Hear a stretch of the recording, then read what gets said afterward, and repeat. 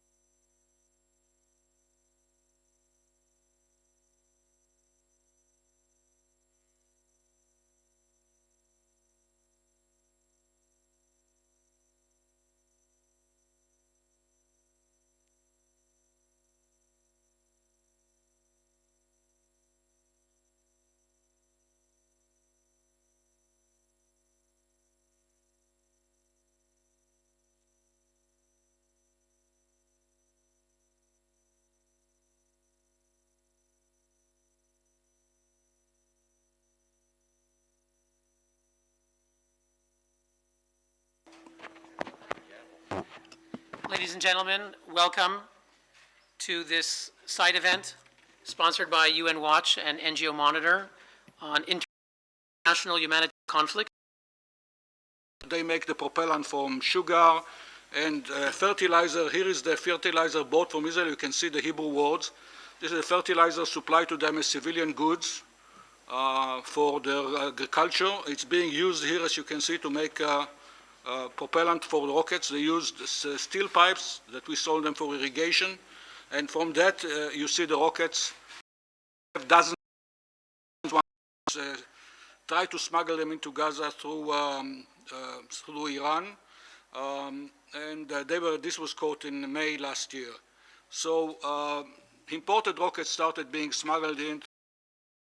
One of the rockets, M75, again, the 75 denotes the design range, 75 kilometers, which is the distance between Gaza City and downtown Tel Aviv. So that's where we are now. They have the industries. The Iranians helped them set it up. They smuggled the machinery in. They brought Palestinians out and flew them to Iran, taught them on-the-job training in their military industries, and smuggled them back into Gaza. So this industry is there, and it's right now, as we are speaking, working full blast, filling back the stockpiles that were depleted in last summer's fighting. The types, generally the types that they have, you see here a poster, a Palestinian poster, showing what types of rockets they have, the small one to the Qassam, to the largest one, which they call, if you open the Google, you find dozens of them, dozens of launcher sites inside Gaza City or Khan Yunis or other cities. Here is interesting, there is Al-Mashtal 5-star hotel, built, believe, in 2011. It's a 5-star hotel. You can reserve, open the Google. I tried before this meeting, I opened it up. You can make a reservation there. It was built in 2011 in the middle of the so-called siege.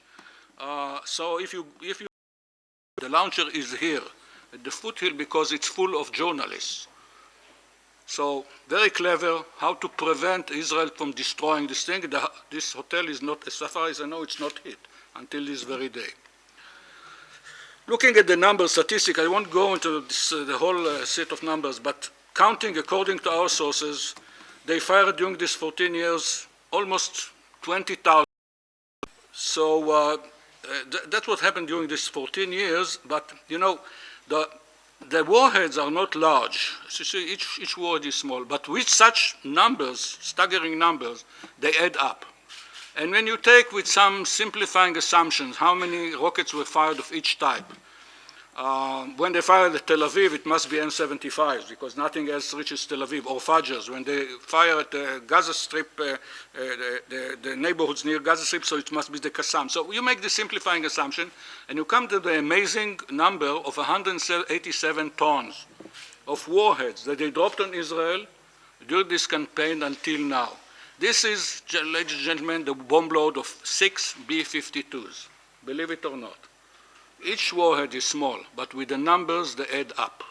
Just for an example, last summer, we counted 134 rockets that were aimed at Tel Aviv. Some hit MTRs, some were destroyed. They add up to 6 tons of warheads. 6 tons of warheads, so two F-16s. On Ashdod, smaller rockets, but 371 of them. It adds to 7 tons. And like this, 5.5, so few Israelis. I mean, with 20,000 rockets and mortar bombs, they killed only 82 Israelis. It's a small number. Each one is a lifetime. Each one is a funeral.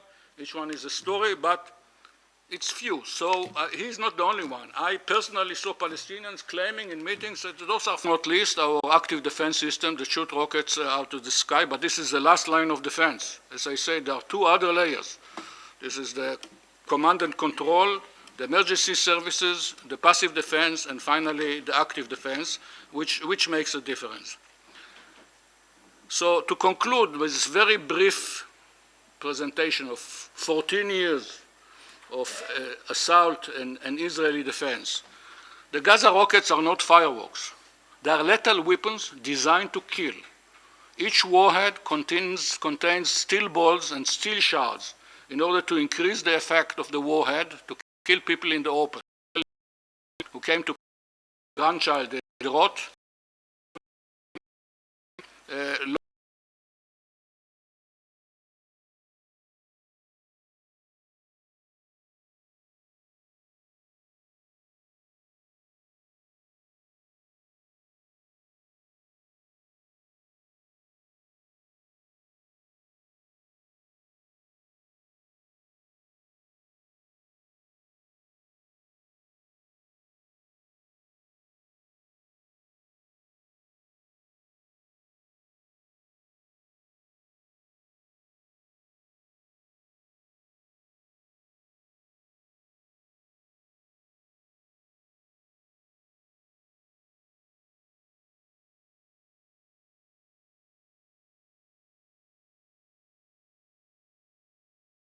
contains several errors. They have erased critical context. They have failed to adhere to fact-finding standards and have contained profound distortions of international law and military operations. And we thought it was important that we write a report to address these coming Shabas, now Davis report. So in addition to the contribution we heard from Uzi Rubin, and I project, we will be having Jonathan Schanzer, who's Vice President of Research for the Foundation for the Defense of Democracies, speaking about Hamas's terror financing network, and Professor Gerald Steinberg, who's the President of NGO Monitor and also a Professor of Political Science at Bar-Ilan University, will be speaking about methodologies in the report and also about the considerable influence of organizations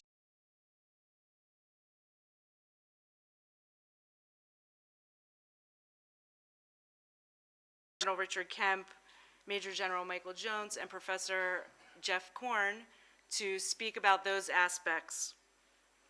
We hope our event this evening will provide you with that missing context that you didn't hear this morning when Mary McGowan Davis presented her report. And probably also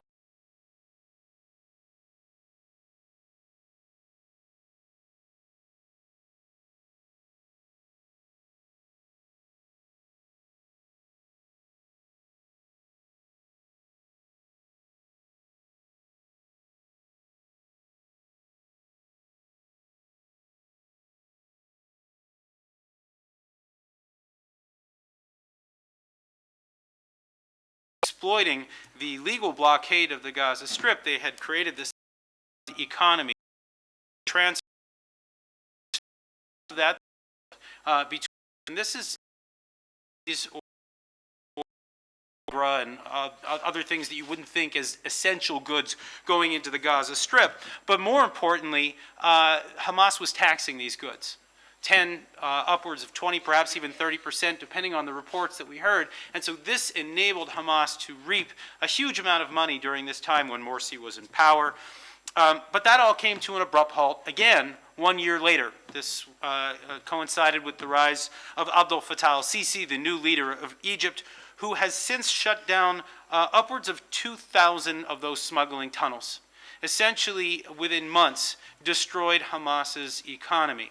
Now, this was, of course, because of the fact that Hamas has long been a splinter of the Muslim Brotherhood movement, and the Egyptians are opposed to the Muslim Brotherhood. They see this as a threat to the new regime. And so Hamas is now forced to scramble yet again. Having lost one patron and then another major patron, they start to look around.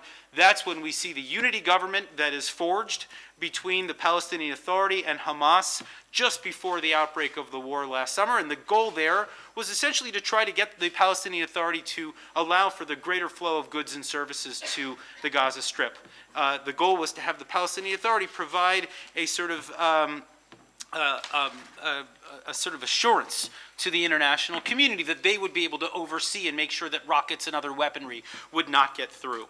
And when that fails, of course, the unity government was, it was forged, but it didn't really take hold. The factions were not able to agree on much of anything.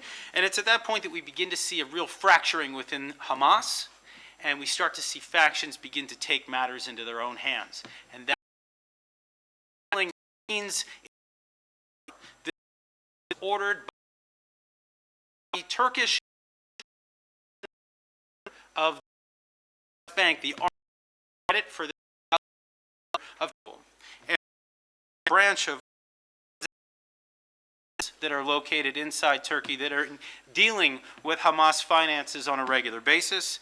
And then we also learned toward the end of the summer that the traditional envoy between Hamas and Iran, the man who has been procuring all of the weapons and cash from Iran, his name is Imad al-Alami. He was then transferred as well to Turkey, allegedly for medical treatment, but it's not known whether he stayed or not. So we are seeing a huge sort of contingent of Hamas activity over there. And in the meantime, we heard about reports coming out of the West Bank in particular that there was as much as $100 million being transferred from Turkey to the Hamas organization. Those estimates now have creeped up to about $150 million. Know that there is a headquarters in Qatar as well, where Khalid Meshal, the head of the Hamas Politburo, is based there, as well as the spokesman and several others. To sort of wrap up here, the assumption right now is that Turkey and Qatar remain the sole patrons of Hamas. I don't believe that that's true. We continue to see a fracturing from within the Hamas organization. There's the West Bank leadership, there's the Gaza leadership, there's the Politburo, and then of course there's the Qassam brigades, the so-called armed wing of Hamas. The Qassam brigades still maintains very strong ties with Iran. This means that rockets and training and yes, tunnel digging facilities, all of these things are still provided by Iran in the hopes that they can continue to bring Hamas closer, bring it back from the rupture that first came about in 2012. The thing that I would want to just make a note about here is that, of course, we are on the precipice of a nuclear deal with Iran that would yield Iran upwards of $150 billion in sanctions relief. This funding will undoubtedly flow to the likes of Hamas as well as Hezbollah and other Iranian proxies. This is a major danger. Again, just to reiterate here that there was nothing mentioned in this report about Hamas finance. We did not hear about the Qataris. We did not hear about the Turks. We did not hear about the Iranians and their provision of cash, assistance, safe harbor. These were crucial to allowing this conflict to erupt and to enabling Hamas to continue to fight throughout the summer, and it will enable Hamas to continue to fight for years to come. Ignoring all of this is essentially tacit approval, and it's for this reason that I think that this report was not just incomplete, it was dangerous. Thank you very much. Thank you. Thank you, Jonathan.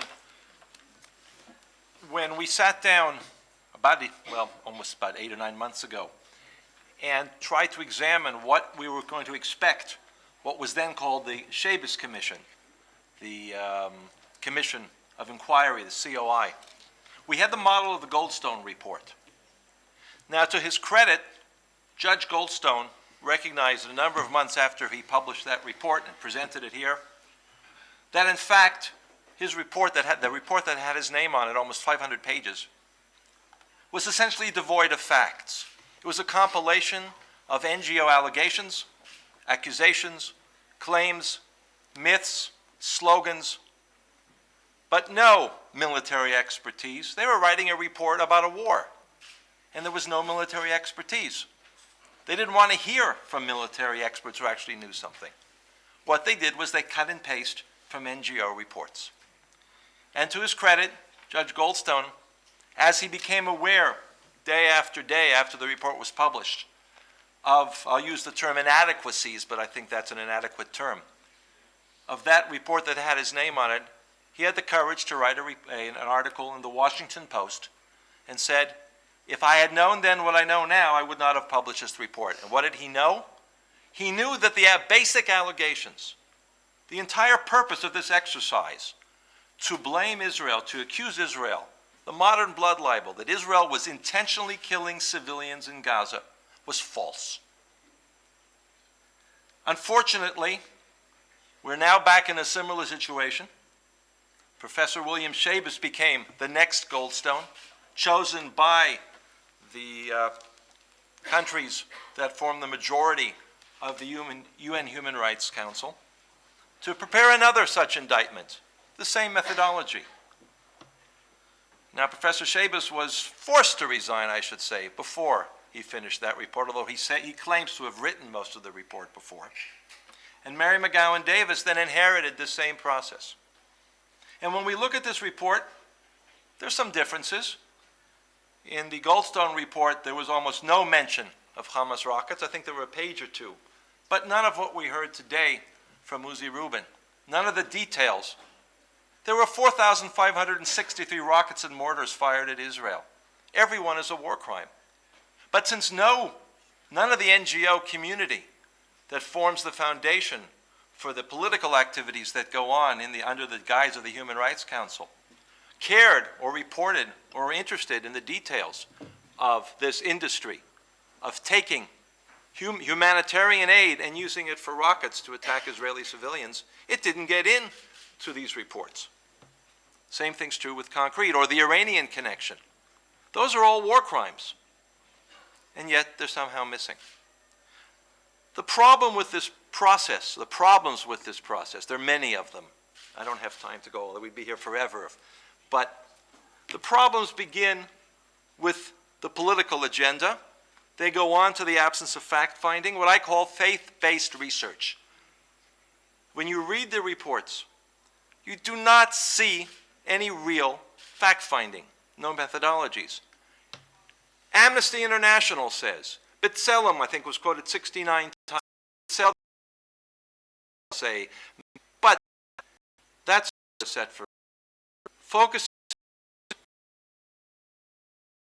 who write these reports that are almost instantly adopted, repeated in the media and in UN reports and then by diplomats, and examine independently what they know, or in most cases what they don't. Based approach is very, very difficult. I was asked recently violations of international law, war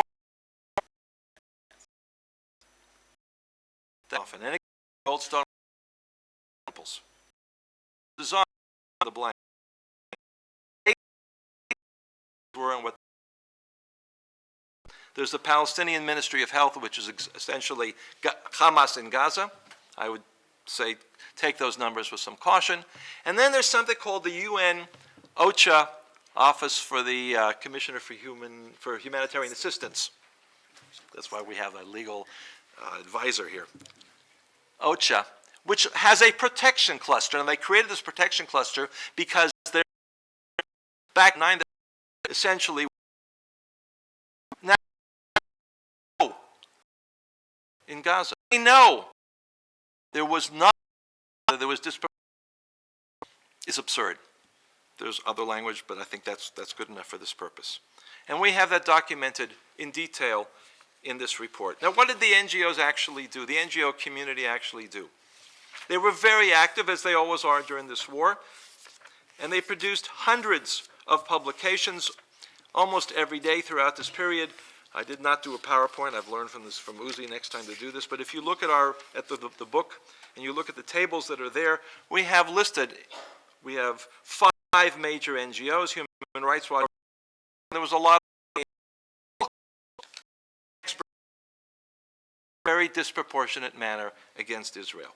Time after time after time. Human Rights Watch put out 17 reports, Amnesty 27 in this 2-month conflict, and in Twitter, the head of Human Rights Watch, Ken Roth, tweeted 400 times on this conflict. And in each one of them, or in most of them, there were terms like war crimes, all of them targeting Israel. What you have is not just proportionality, you have an exception. And this is made available by the amount of money that goes into the NGO community. And that's where the governments come in. Because although we use the term NGO, non-governmental organization, or civil society, in fact, the vast majority are funded by governments. And that's a real problem. And they're funded by European governments as well, not just Qatar and other countries, but also European governments. Approximately 150 million euros, some kroner, some pounds, euros, dollars. That's a lot of money goes into the NGO community every year for attacks against Israel. Now, I think it's important, particularly here, not community. There are listed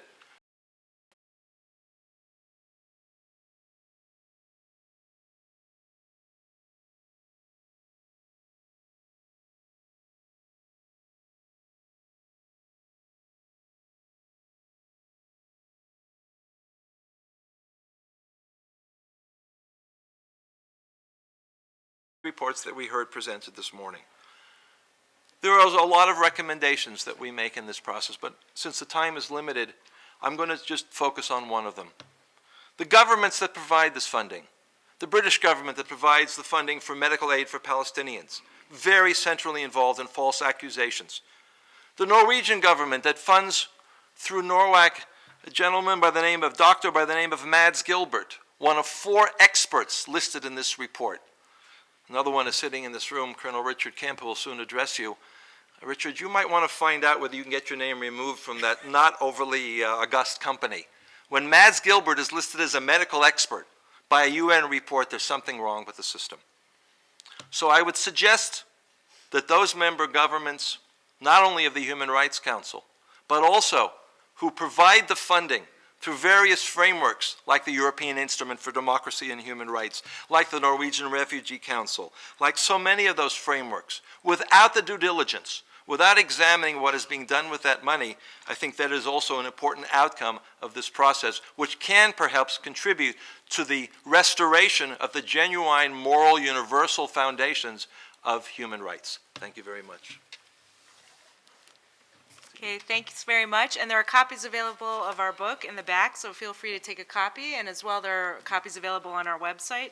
And there are also copies of the Schanzer report that you will hear about. Thanks very much. Thank you. I want to available things the presented here on this panel monitor on that current world this morning at 9 a.m. There followed a 6-hour debate, 3 hours on the report itself, and then another 3 hours of general debate on Palestine. As you know, today was the agenda item 7. It is the agenda item on Palestine, on Israel. There is only one agenda item on one country at the Human Rights Council, and it's not North Korea or Sudan or China or Russia or Pakistan or Venezuela.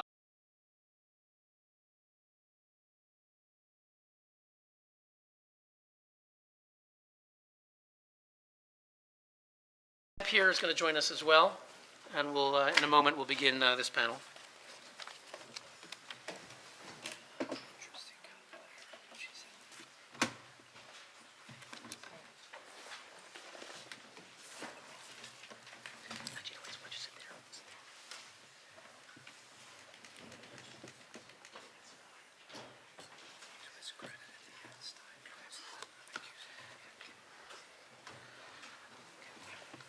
So it was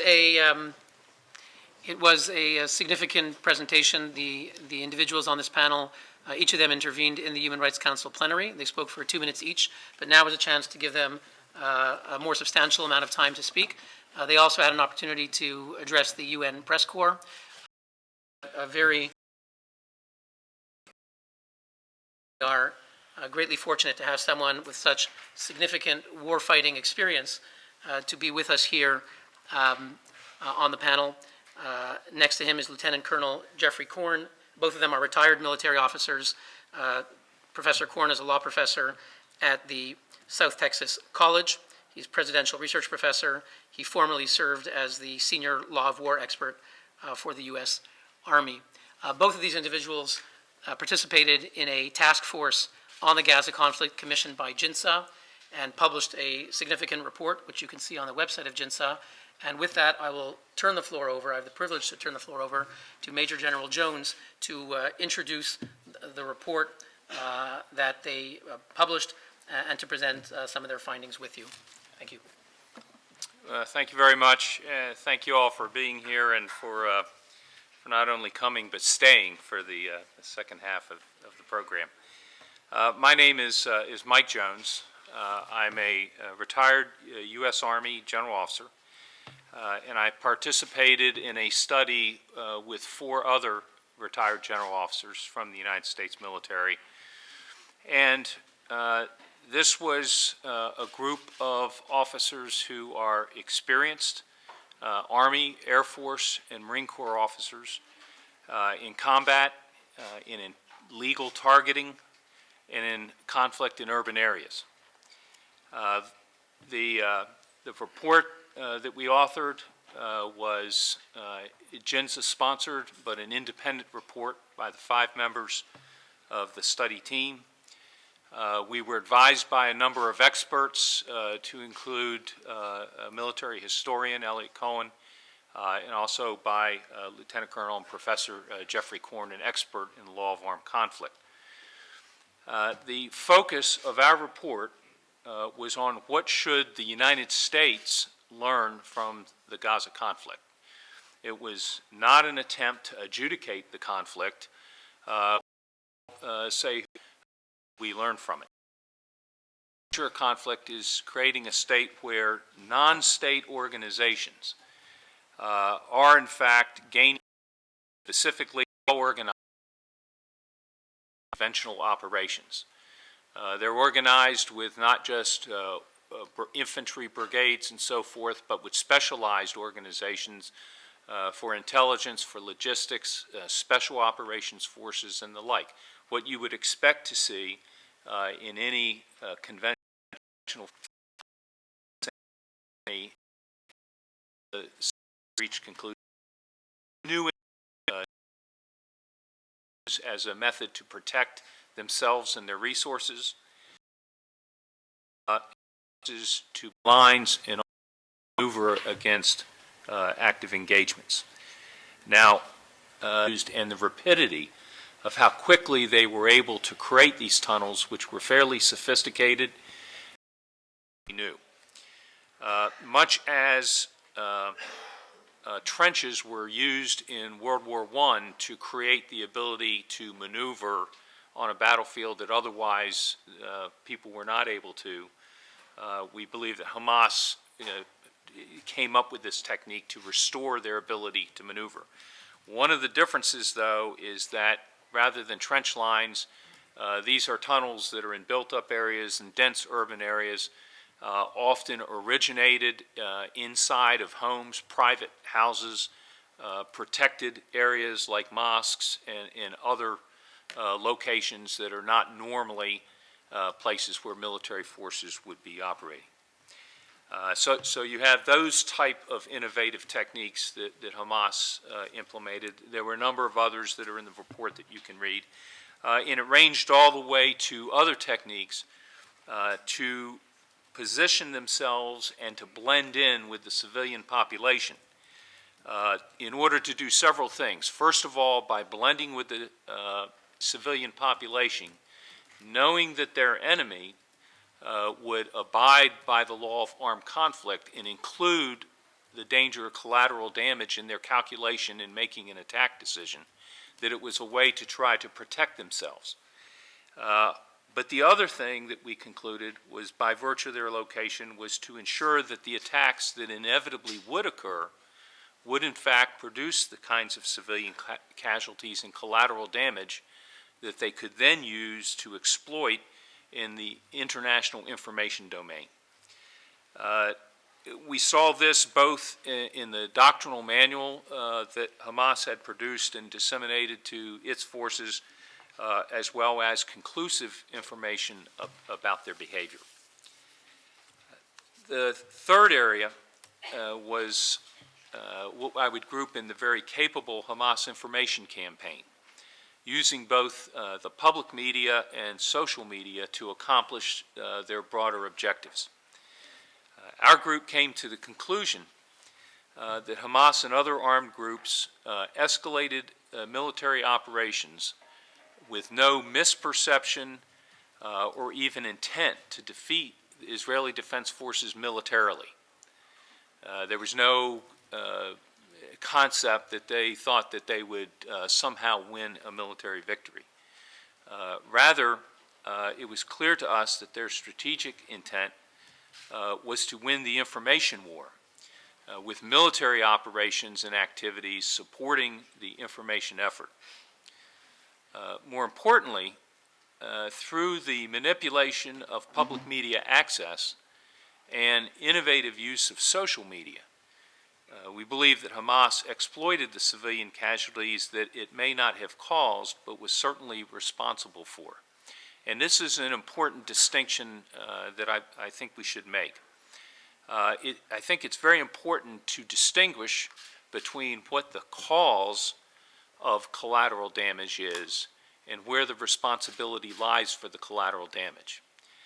So, for example, if, as a military commander, I locate my launch sites for artillery or rocket, that the response of any force that's being attacked by that rocket fire is going to fire counter-battery fire, then it may be that the damage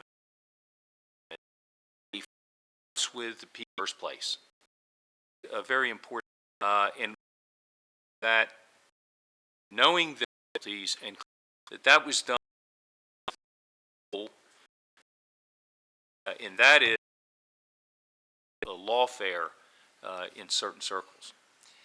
Now I'll defer the more detailed discussion of this lawfare issue to Lieutenant Colonel and Professor Korn, who's an expert in international humanitarian law. And in the U.S. terms, what we call that is the law of armed conflict. But I do want to make a couple comments about this engagement in this new area. Unlike the composition of the Commission of Inquiry, our team are experts in both the theory and the practice of having to fight complex to include in urban areas in combat. And so we felt that we had one significant difference between us and the members of the Commission. However, additionally, we had access, in part, because of our experience and our professionalism, to information and insights from officials in all three parties. That included the Israelis, the United Nations, and the Palestinian Authority. Now, we did not do a comprehensive strike-by-strike assessment of all of the engagements in the war. However, based on a considerable amount of intelligence information, targeting information, and discussion with the parties, we came to very different conclusions than the Commission of Inquiry did regarding the lawfulness of the conduct of the parties. And that is specifically, we found that Israeli Defense Forces systematically, through both procedures and previous training, abided by the law of armed conflict in their targeting and their operations. Now, that's not to say that the IDF was infallible in mistakes made. There may not all of us to the IDF as a whole.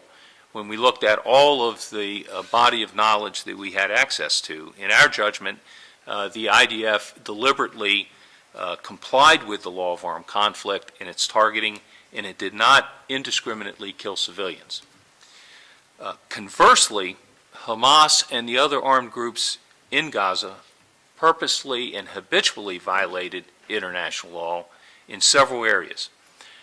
The first, the majority of its rocket and mortar fires were either indiscriminate or targeted against civilian populations, which even in the report that we saw released today was very clear.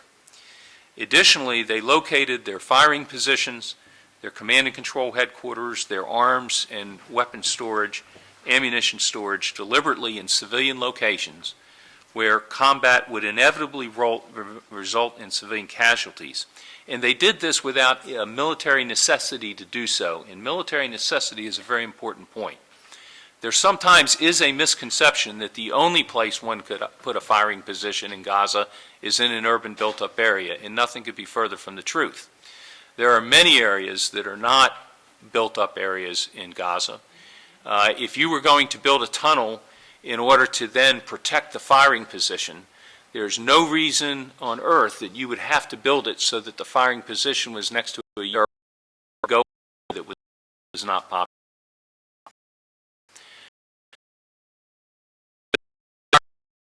Our judgment was a deliberate effort on the part of the combatant groups in Gaza, and of course, failure to distinguish themselves as purposely blending in with is clearly national.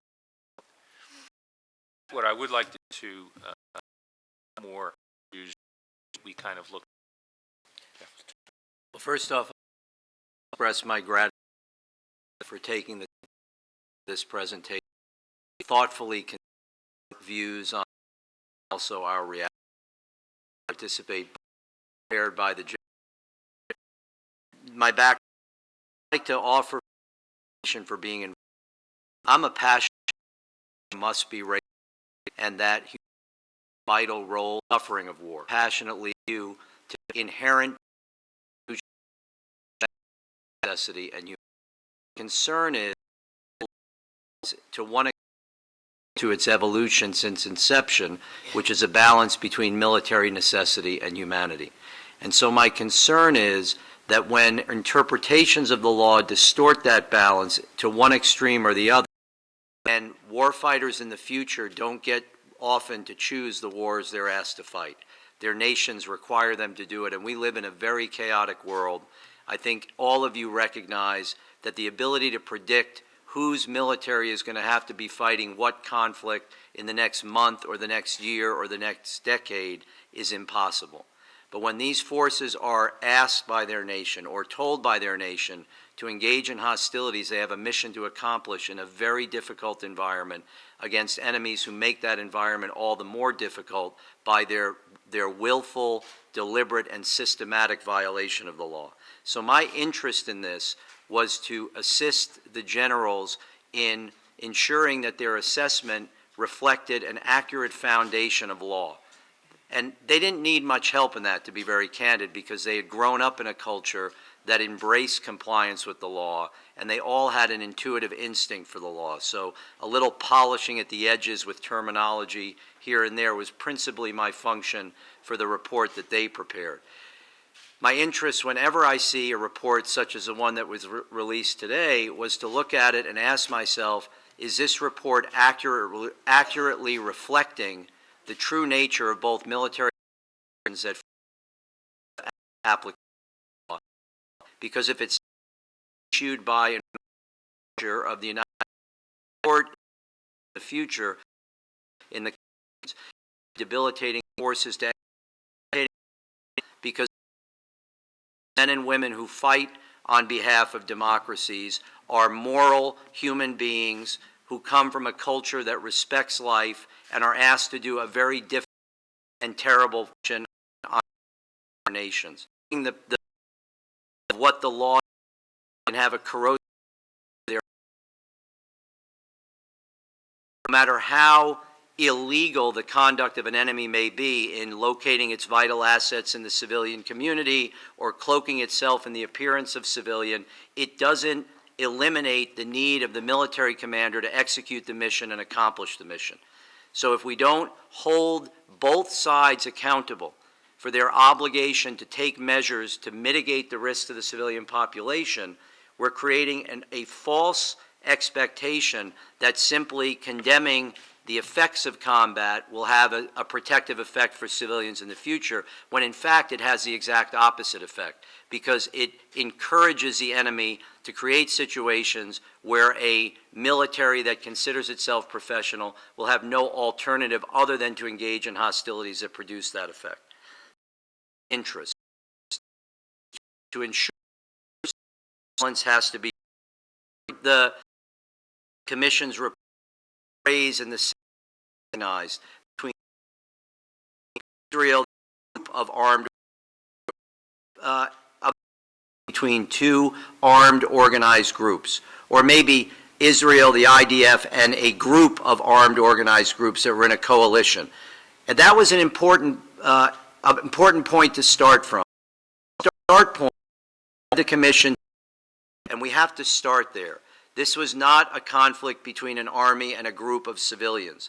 This was a conflict between two belligerent groups. And as General Jones says, the generals who visited Israel noted that one of the interesting dynamics of this conflict was how it represents an evolution in non-state groups. We tend to think of non-state groups, insurgent groups, as completely militarily inferior to the states they're going to confront, and that's changing on a rapid basis. You just have to watch the news to see this. So this was a fight, this was a conflict, or in the very general sense, a war. between two organized armed groups that were both bound to the laws of war. But at that point, start to become report, contrast it with some of the conclusions in the report, and what are the concerns of the actual law that regulates military operations. So what are some of these flaws? First, I think there is some distortion of the controlling legal norms. The most notable example of this is what General Jones referred to already, the failure to clearly indicate that the distinction obligation is a dual obligation. It's not a unitary obligation on the attacking commander. The obligation extends to all parties to the conflict. All parties to the conflict have to take measures to mitigate the risk to the civilian population. The single most fundamental measure is to wear a distinctive emblem that distinguishes you from the civilian population so that the attacking force is capable to effectively comply with its distinction obligation in the targeting process. And when an organization deliberately and systematically violates that obligation, it compromises the efficacy of the law's expectation that an attacking commander and an attacking force, an attacking soldier, can effectively draw meanly insist the idea and took extreme problem expense of their and in many of their opposing were an opera. If judgments throughout, you can't as an obligation population or the object of attack from civilian property without considering the fact that the enemy is deliberately and systematically violating its obligation for the specific purpose of complicating that distinction responsibility for the attacking force.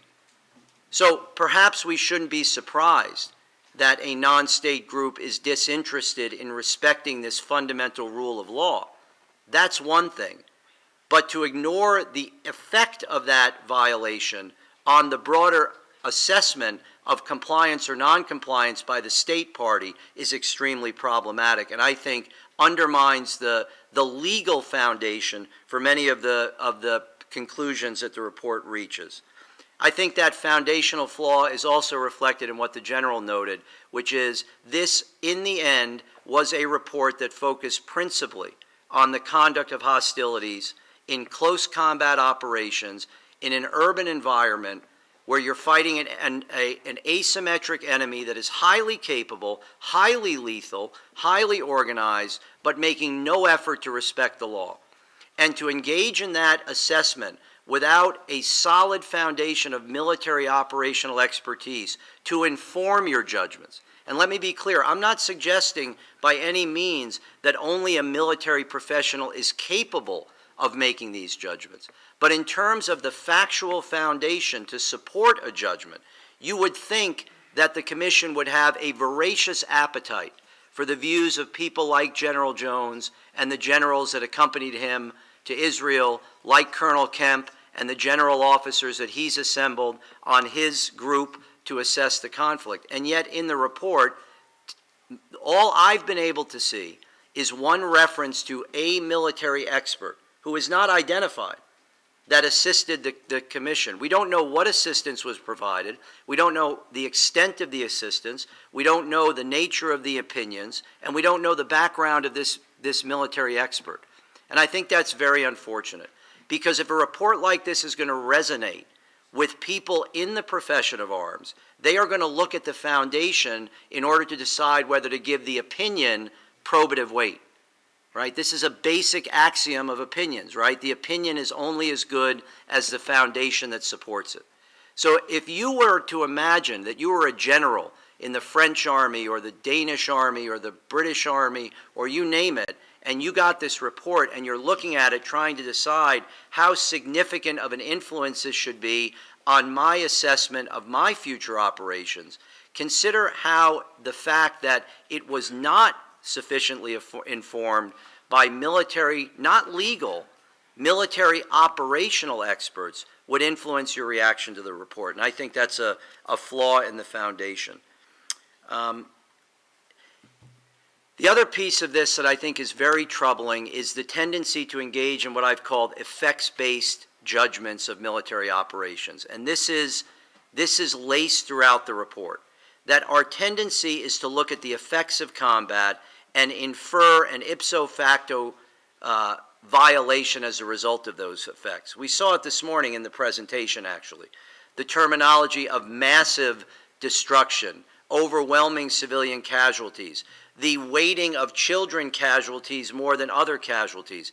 This may sound, I mean, I hope it doesn't sound callous, but the reality is, if I'm advising General Jones, a civilian is a civilian.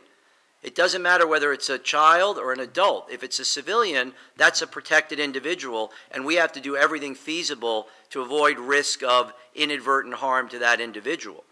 But this kind of approach to the report suggests that what has happened is that because it is very difficult to recreate the tactical and operational situation that frames attack judgments, operational battlefield judgments. Why do you bulldoze a house?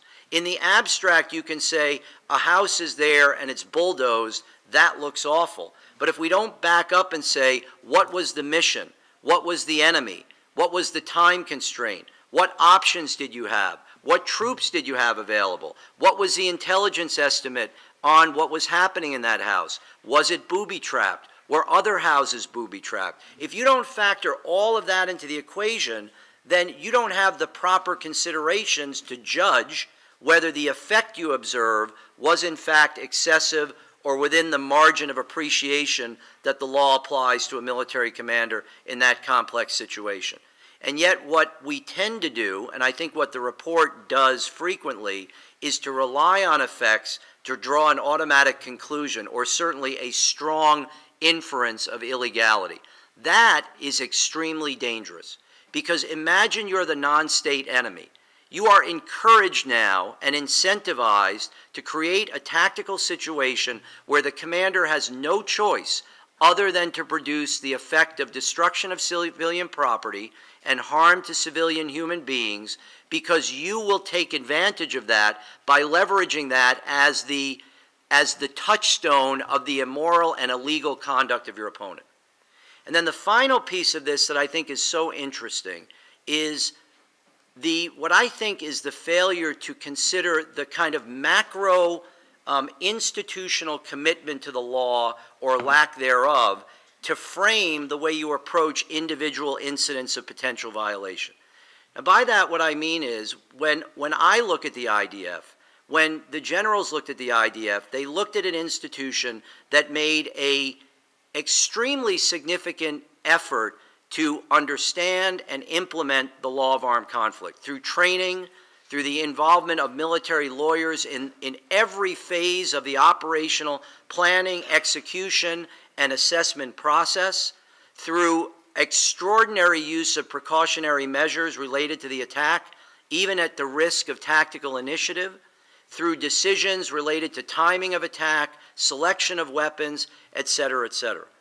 At a macro level, I don't think anybody can claim credibly that the IDF is an institution that is indifferent to human suffering or doesn't care about the law. And I'm not surprised by that, because the reason professional commanders demand that their subordinates respect the law of armed conflict is not just because it produces an advantageous strategic information benefit. It's because it protects the moral integrity of the men and women they are entrusted to lead into combat themselves. They have to deal with this terrible situation of life and death judgments, and they have to come out of it morally whole at the other end. And commanders intuitively understand that demanding understanding and respect for the law contributes to the preservation of that moral clarity.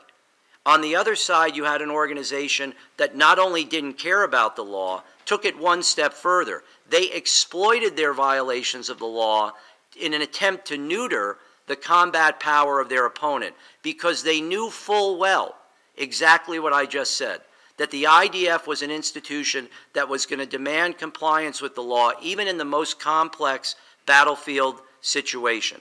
to take advantage of that, they endanger the civilian population. And ultimately, if we're not candid about that, and if we don't express that clearly and the effect it has on the execution of military operations, we conflate cause with responsibility. Just as the general said, we incentivize the worst practices, we increase the danger to the civilian population, and we devalue the efforts of legitimate military forces to deal with this complex and difficult environment as best they can. Thank you. Thank you very much, Professor Korn. As I've told you personally, and I'll say publicly, I wish you were one of my professors in law school.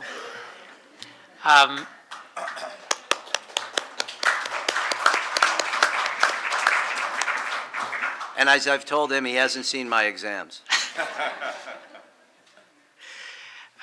Before I introduce our next speaker, I just want to note that the Commission of Inquiry's report begins with a summary of how they were appointed and their mandate, and there are some things that are missing. The report says that the Commission appointed 3 members, Professor William Schabas, Mary McGowan Davis, and Dudu Dien, and then says later that following the resignation of Mr. Schabas, the report does not say why Professor Schabas resigned. It was, of course, because he was found to be in a undisclosed and concealed conflict of interest in that he had done paid legal work for the PLO on a matter of legal advice on how to pursue Israel for war crimes, and he had to resign in February. But it doesn't mention why he had to resign, but another little point that is missing is that, in fact, in August, the Commission did not begin, when it announced on 11 August last summer of the members of the inquiry, it did not begin with the 3 names mentioned above. It actually began with the 3rd name of Amal Alamuddin, who's now Amal Alamuddin Clooney, the wife of George Clooney. She was announced by the Human Rights Council as one of the original members of the inquiry. And of course, being the fiancée of George Clooney, she's also an attorney in London, but being the fiancée at the time of George Clooney, of course, the international media ran to her immediately on August 11th, and that was the lead story was, tell us about this inquiry on which you're a member. And she said, I'm not on this inquiry. And this had never happened before in the history of the United Nations Human Rights Council. It had never happened before that they announced one of the members, a very famous person, at that, and she said, actually, I'm not a member. And there was this confusion for a week about what actually happened. And to this day, no one really knows what happened, and the UN never clarified whether they just announced her name and didn't tell her, or whether she changed her mind. We don't know. But when she announced that she wasn't there, suddenly they're missing someone on the very day that they announced themselves. So it was quite embarrassing for the Human Rights Council, and that's why, of course, it's deleted from history. It never happened, according to the UN history. But it did happen, and there was a time when they were missing a 3rd person, and they began to look for a 3rd person. Now, given that Professor William Schabas, on the day that he was announced, UN Watch published videos that were well known of him saying that the favorite defendant that he wants to see in the entire world in the dock of the International Criminal Court is Israel's prime minister. And he was then appointed with the question of whether Israeli leaders bear individual liability. When these videos became public, and the fact that for some 30 years he had called for the prosecution of Israelis as war criminals, and indeed it wasn't that he needed to be paid money by the PLO to advise them, but on the contrary, he was publicly pressuring the PLO, to the PA, the state of Palestine, to sign the ICC and to join at a time when they didn't want to. So it wasn't that they were paying him for legal advice. He was actually pressuring them to be more aggressive against Israel than, in fact, they were in Ramallah. So when all this became public, there was some pressure brought to bear upon the Human Rights Council to perhaps balance it. And something that hasn't been public before, but I want to share with you, is that the speaker that I'm about to introduce was approached by the Human Rights Council presidency to be on the panel, and was actually told that he would be appointed, and in the end, it never happened. So Colonel Richard Kemp is not only someone who submitted a major written submission to the Human Rights Council, to the Commission of Inquiry, he appeared before them at length, and he also submitted to them findings by a high-level group of 11 former military chiefs of staff, foreign ministers from Australia, America, Italy, Germany, and many other countries. And he was part of that group, and he presented those findings to them. And I'll now give the floor over to Colonel Richard Kemp to present those findings. Thank you. Thank you very much, Hillel. What Hillel didn't say is that I was approached by the President's Office of the UN Human Rights Council and asked if I would take part in this commission, and I agreed to. And I then was told I'd be hearing back soon confirmation of it, etc. And I heard no more, but subsequently, via other sources, I was told that I had refused the appointment. So I don't know what happened. Obviously unintentional confusion. And just to know one thing is that the Palestinian ambassador was interviewed on the media, and he said that the replacement for Amal al-Mudin will be a woman. And somehow, for some reason, the Palestinian ambassador had inside knowledge on who would be appointed. And indeed, a few days later, Mary McGowan Davis was appointed. And I wasn't prepared to go for the operation.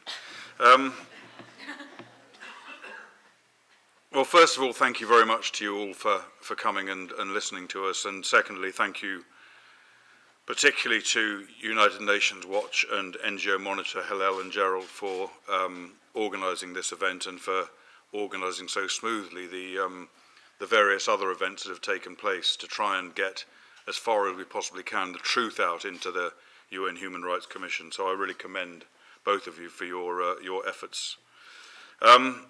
It's a real honour to speak here today on the same panel as General Jones and Colonel Corn, both very, very distinguished military men. Of course, Britain and America, very strong allies.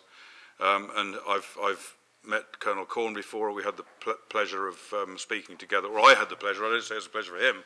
We had the pleasure of speaking together on a conference in Jerusalem.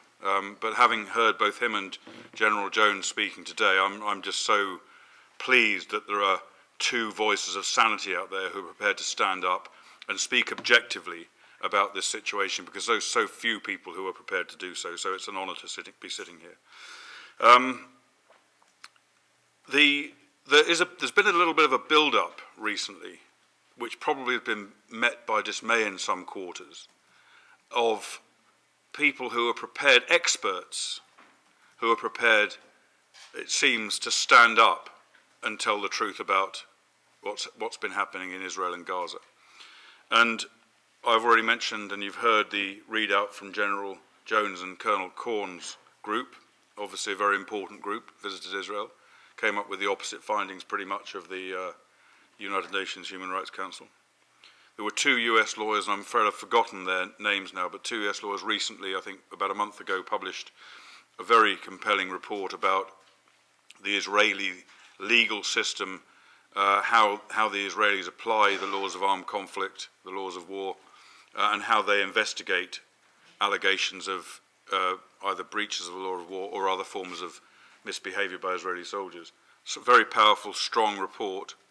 And indeed, we heard in November last year, we heard General Martin Dempsey, the chairman of the US Joint Chiefs of Staff, the most powerful military man in the world, saying that Israel had taken extraordinary steps to save the lives of innocent civilians during the Gaza conflict, having himself sent out a delegation, a fact-finding delegation from the Pentagon. And finally, we have a group which we've called the High-Level International Military Group, which I was a part of. I was the lowest level of the high-level group, but it was made up mainly of former chiefs of staff of a number of national armed forces, generals, a former ambassador responsible for investigation of war crimes for the United States, and a former national security advisor. We had 11 members of that group representing 7 different countries: United States, Germany, the United Kingdom, Holland, Spain, Italy, Australia, and Colombia. There are other members of the group as well who weren't able to come with us on that visit that we made to Israel in May. We were led in that mission by General Klaus Naumann, who's the former Chief of Staff of the Bundeswehr and former chairman of the NATO Military Committee, which is the most senior military officer in NATO.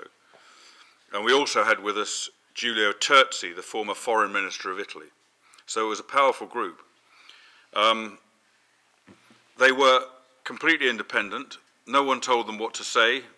Contrary, no doubt, to various accusations and speculations, they were not in the pay of the international Zionist conspiracy. Unfortunately, be nice to. They were essentially, like General Jones's group, they were a group of highly experienced professional military officers applying their own knowledge, experience, and insight to what had happened in Israel. They had unique access to the Prime Minister right the way down to military commanders who'd fought the war in Gaza during that conflict. I'm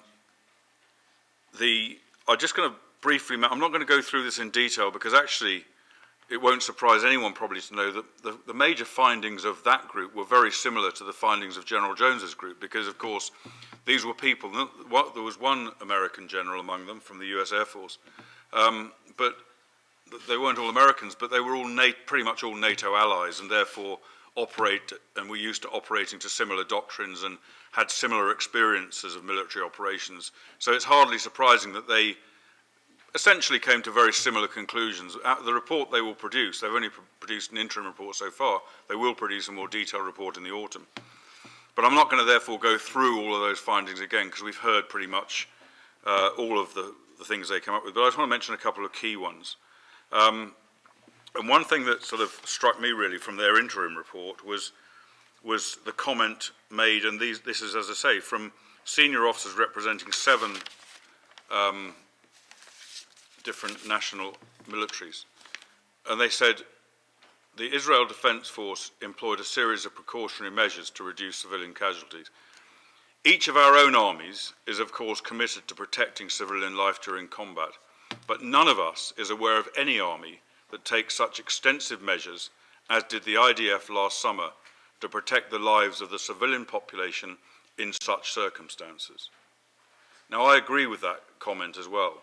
And I think partly it's not really, I don't think, just because anyone's suggesting that the IDF is better than any other army. I don't think anyone would suggest, any one of us would suggest that. What I think the point is that in relation to the Gaza conflict, tragically, the IDF have had immense practice at fighting this kind of conflict in this exact area, too much.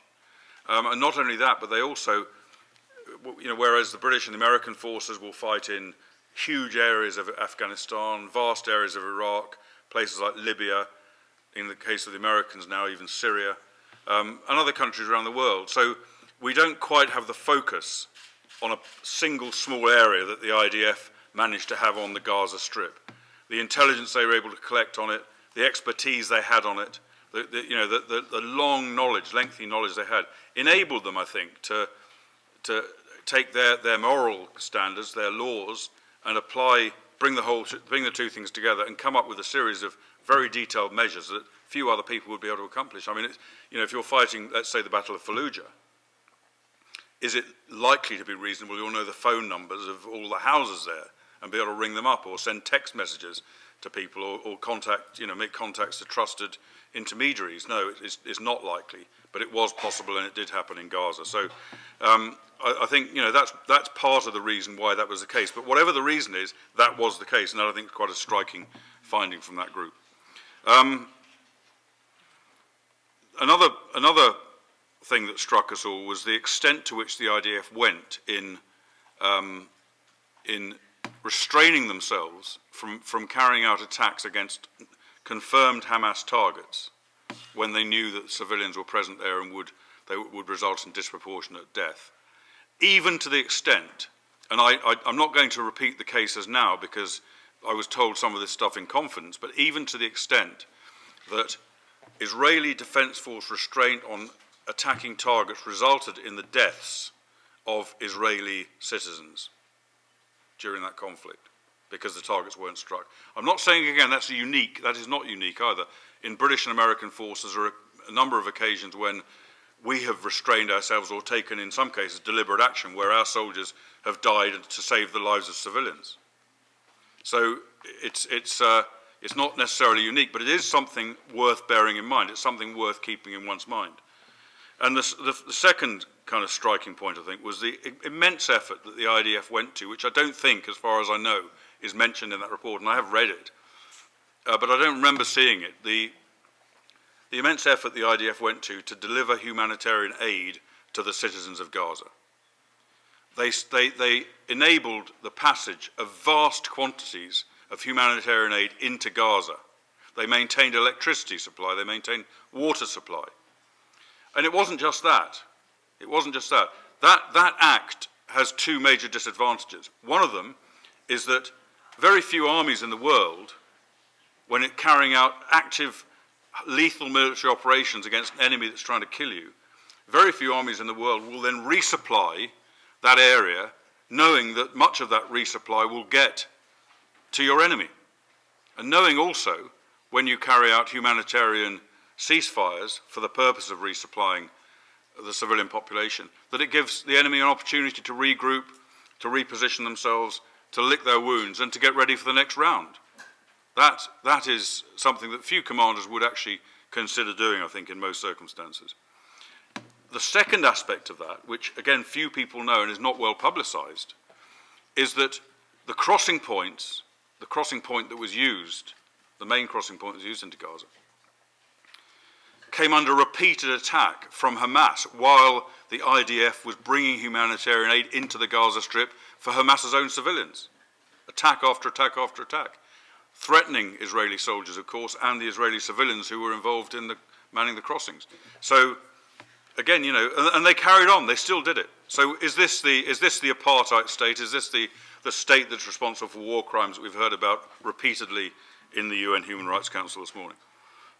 In fact, I would say that the thing that struck most of us in our group in Israel last month was that what we saw, and many of the officers that were there, probably I would say most, if not all of the officers that were there, I was probably an exception in having significant experience of observing, seeing, and working alongside the IDF in the past. Very few of them had done that. And they were quite surprised, I think, by the extent of the measures that the IDF took. And we all found that it wasn't just that the general view that you see expressed in the media or in the United Nations is a bit offline. We found it was the diametric opposite of what the reality is. That not only was the IDF not deliberately, as a matter of policy, trying to kill innocent civilians, but going further than most people, most armies in this world would contemplate going to save the lives of civilians. That's all I want to say about the report. I just want to mention a couple of other observations about the high-level international military group reports. I want to mention another couple of points quickly. The first one, in fact, what I want to do now is I want to read to you the testimony that I gave to the UN Human Rights Council this morning. Don't worry, it only takes 2 minutes. In fact, it took 2 minutes and 10 seconds, and I was cut off before I finished, in my prime. But I want to read it because I think most of you probably weren't there, which I think you're probably quite pleased about. What I said was this: Mr. Vice President, I fought in combat zones around the world during 30 years' service in the British Army. I was present as an observer throughout the conflict in Gaza. During the entire 2014 Gaza conflict, Hamas, to its eternal shame, did more to deliberately and systematically inflict death, suffering and destruction on its own civilian population, including its children, than any other terrorist group in history. Hamas deliberately positioned its fighters and weapons in civilian areas, knowing that Israel would have no choice but to attack these targets, which were a clear and present threat to the lives of Israel's own civilian population. While the IDF made efforts unprecedented in any other army and exceeding the requirements of the laws of war to save Palestinian civilian lives, including warning them to leave target zones, Hamas forced them to remain in those areas. Unable to defeat Israel by military means, Hamas sought to cause large numbers of casualties among their own people in order to bring international condemnation against Israel, especially from the United Nations. This was the cornerstone of Hamas's strategy. It was Hamas's strategy, not illegal Israeli action, as this report shamefully alleges, without a shred of evidence, that was the reason why over 1,000 civilians died in Gaza. And by denying this truth and by refusing to admit the manifest reality that the conflict in Gaza was caused by Hamas's war of aggression against Israel, this report faithfully reiterates Hamas's own false narrative. The Council has for too long allowed itself to become a tool of Hamas's murderous strategy. By unjustly condemning Israel, by refusing to condemn Hamas's repeated and unprovoked aggression, this Council has consistently validated and encouraged Hamas's tactics. I urge all the delegates to this Council to reject this report. Failure to do so amounts to support of Hamas terrorism and will result in further rounds of violence in Gaza and Israel. The price for that will be paid in the blood of the people of Gaza and Israel. That was the main emphasis that I wanted to make. Obviously, I had about 4 hours worth of points I wanted to make to the UN Human Rights Council, but Hillel wouldn't allow me to. But I think I just wanted to, briefly, I'm conscious of time, I just want to touch on a couple of miscellaneous additional points. The first one that I found quite shocking about this report is the way in which this report treats the Israel Defense Force and Hamas as equivalent. Moral equivalence. It is morally bankrupt to do that. There is no comparison between the two. The Israel Defense Force is the legitimate army of a democratic government in a Western liberal democracy fighting to defend its people.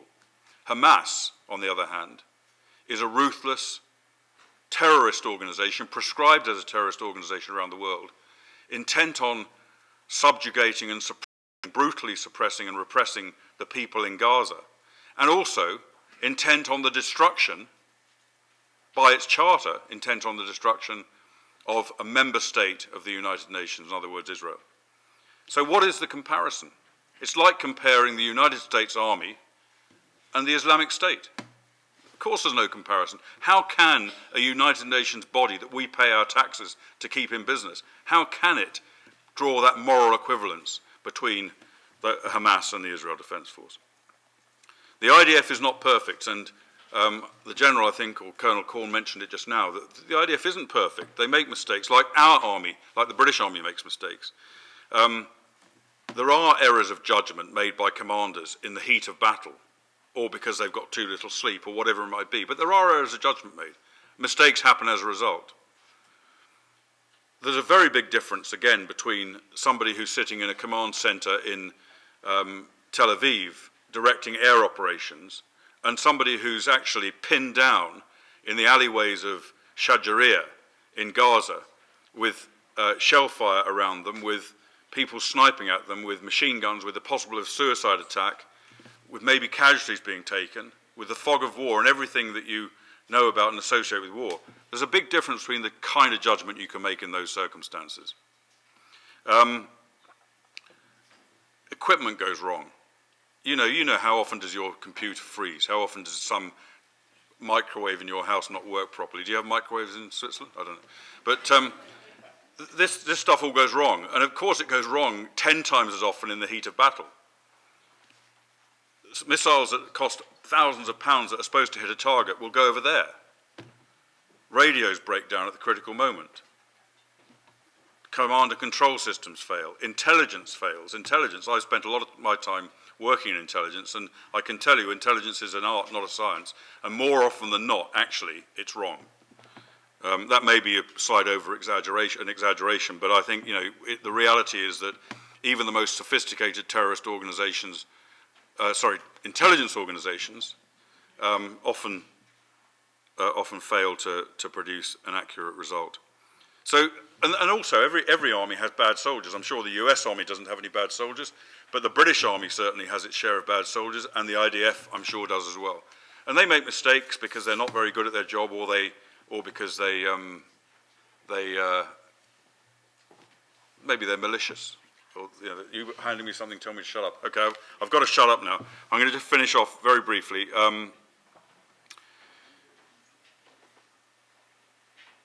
I will shut up. I'll just say finally. I mean, I think the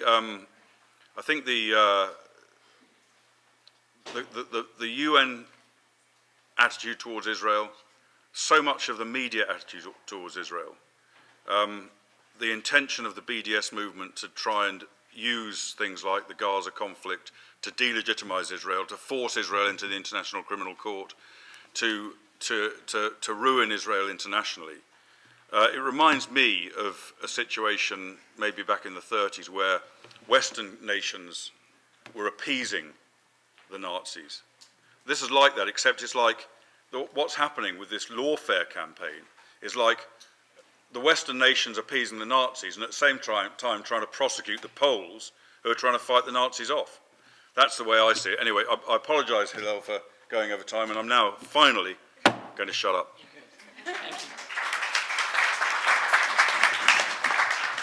It's always a treat to hear you, and I just want to note that after hearing 6 hours earlier today of Saudi Arabia, Russia, China, Pakistan, Venezuela, and other members of the UNHRC pronounce themselves on human rights, the juxtaposition of the words of truth that we've just heard is rather stark, but I'm glad, and I'm sure you're all glad for the experience.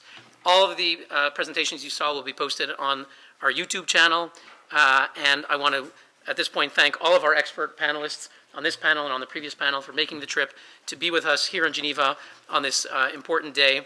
I want to thank the partners for this event, JINSA and their director, Michael Makovsky, for their cooperation. I want to thank the staff of UN Watch. I want to thank our co-sponsor, NGO Monitor. I want to thank everyone who's been watching this live webcast at home, and all of you who came here today.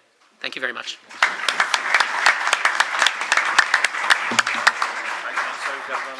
Thank you, sir. We appreciate you being here and being this work, running around. Sorry to make you guys run. That's nature of the beast. Hopefully your next events won't be as crazy. Not to worry. But,